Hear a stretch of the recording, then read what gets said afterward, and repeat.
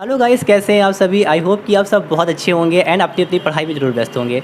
सो आपको बता दिया जाए कि ये वीडियो बेसिकली स्टूडेंट के लिए होने वाला है और वो काफ़ी कुछ जानेंगे, लेकिन फिर भी जो लोग अगर अदर उससे हैं वो भी हम देख सकते हैं इस वीडियो को और काफ़ी इंस्पायरिंग वीडियो होने वाला है।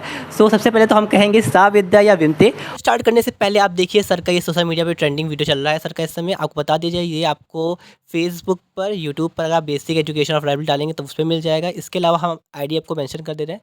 देखिए ये लिंक है फेसबुक की सर की, और सर की जो आईडी है ये कौशलेश मिश्रा है, तो आपको यहाँ वीडियो मिल जाएगी। कि हम इसलिए बात कह रहे हैं क्योंकि आज हमारे सर सरस्वती माता के ऐसे उपासक हैं जो कि छोटे बच्चों को पढ़ा करके एक देश की भविष्य को निर्माण कर रहे हैं। तो उनका नाम जानते हैं और जानते हैं कि हमें क्या करना चाहिए। सर अपना नाम बताइए सबसे पहले तो। मेरा नाम कौशलेश मिश्रा है और मैं इस समय प्राथमिक विद्यालय भवानी दीनपुर ऊंचाहार रायबरेली में पोस्टेड हूँ as a assistant teacher. Sir हम जानना चाहेंगे थोड़ी जर्नी अपनी बताइए यहाँ तक पहुँचने की।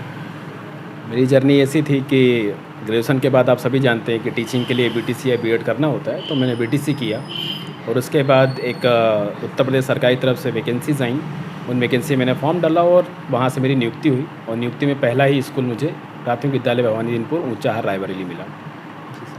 सर जैसे आपने बीटीसी की बात इसमें की है, तो इस समय जो ये मुद्दा चला सुप्रीम कोर्ट में बीएड और बीटीसी वाला, तो आपके हिसाब से कहाँ तक ये ठीक है कि बीएड वालों को पीआरटी में नहीं डालना चाहिए या बीटीसी वालों को ही डालना चाहिए? ये मुद्दा बीएड और बीटीसी वाला मुद्दा तो मैं इतना मानूंगा कि इस वक्त सुप्रीम कोर्ट के अधीन जो इसका विषय था उस पर रिज़ल्ट आ गया है। मैं बीटीसी के लिए कुछ भी नहीं बोलूँगा, ना बीएड के लिए बोलूँगा। बस ये बोलूँगा कि बीएड एक अच्छी डिग्री है और एक उच्च क्लास की डिग्री है। बहुत सारे लोगों को बीएड धारी भी होना ज़रूरी है, क्योंकि हमें उच्च शिक्षा भी ज़रूरी है उतनी जितनी कि नीचे आधारशिला वाली शिक्षा की ज़रूरत है। तो अगर बीटीसी आधार दे रहा है तो बीएड उसको ऊंचाइयों पर पहुंचा रहा है। जी सर। सर हम ये जानना चाहते हैं, जैसे जो बच्चे 12th के बाद ही सोच लेते हैं कि हमें टीचर ही बनना है, तो वो तैयारी करना शुरू कर देते हैं टेट या सुपर टेट की, तो वो कहाँ तक सही है या कहाँ तक नहीं सही है?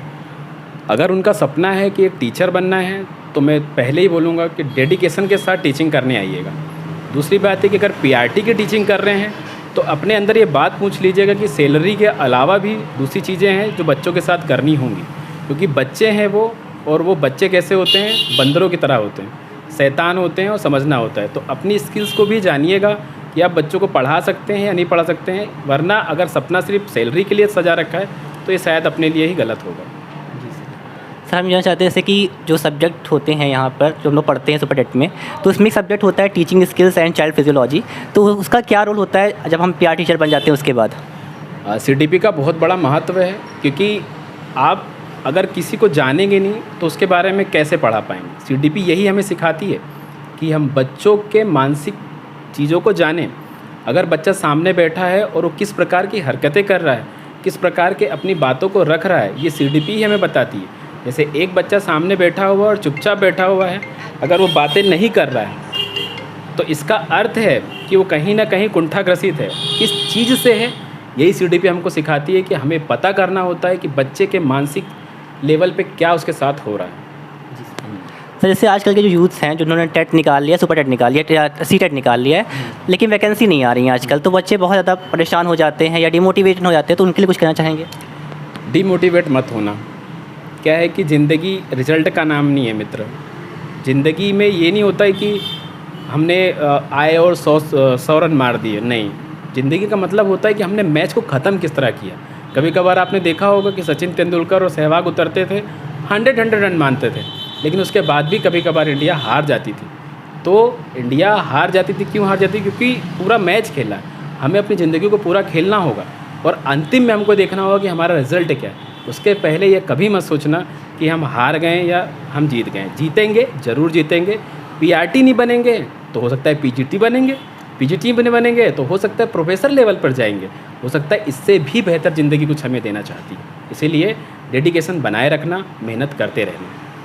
अब तो हम बात करेंगे आपकी जो वीडियो से मेरा वायरल हो रहा है, तो आपने इतना अच्छी तरीके से सिखाया। हमने आपका वीडियो देखा जिसमें हमने मैथ्स पढ़ाया है बच्चों को, इसमें ट्रायंगल के बारे में, कोऑर्डिनेटर्स के बारे में सब पढ़ाया है। तो आपने इतना थीम सोच के कहाँ से इतना, मतलब कि इतना कुछ रहता नहीं है, हम देखें बेसिक्स वाले में, तो आप कहाँ से इतना सोच के लाते हैं? मैंने कहा ना कि बच्चों से प्यार करना बहुत ज़रूरी होगा, क्योंकि आपने पीआरटी तो कर लिया, नौकरी मिल गई। अब अगर आपके अंदर जिज्ञासा ही नहीं है तो रास्ता नहीं है। सीडीपी भी हमें यही सिखाती है कि बच्चों को जितना हो सकता है उनके जुड़ाव के साथ उन्हें पढ़ाना होता है। यदि अगर ट्रायंगल पढ़ रहे हैं वो, तो उन्हें पता होना चाहिए ट्रायंगल होता कैसा है। इसीलिए हम उसके उदाहरण दिए जाते हैं कि समोसा क्या होता है, तीन भुजाओं वाली एक आकृति होती है। अब बच्चे को ज़िंदगी भर ये बातें याद रहेगी कि समोसे के अंदर 3 भुजा वाली आकृति होती है, और 3 भुजा आकृति की क्या कहलाती है, ट्रायंगल। और हमें उनके जुड़ाव के साथ ही उन्हें पढ़ाना चाहिए। जैसा कि आपने देखा, सर ने हमें बताया कि बहुत घबराने की ज़रूरत नहीं है, आगे लाइफ बहुत कुछ हमको मौका देती है करने के लिए। और इसी साथ ख़त्म करते हैं अपना वीडियो। सर का जो वीडियो है उसका लिंक हम आपको दे देंगे, और इसके अलावा हम उसकी कुछ थोड़ी बहुत स्क्रीनशॉट्स जो भी रहेंगे वो हम डाल देंगे उसमें। तो ज़रूर देखिएगा हमारे वीडियो को, और लाइक, सब्सक्राइब एंड शेयर करिएगा। Thank you so much. Thank you sir.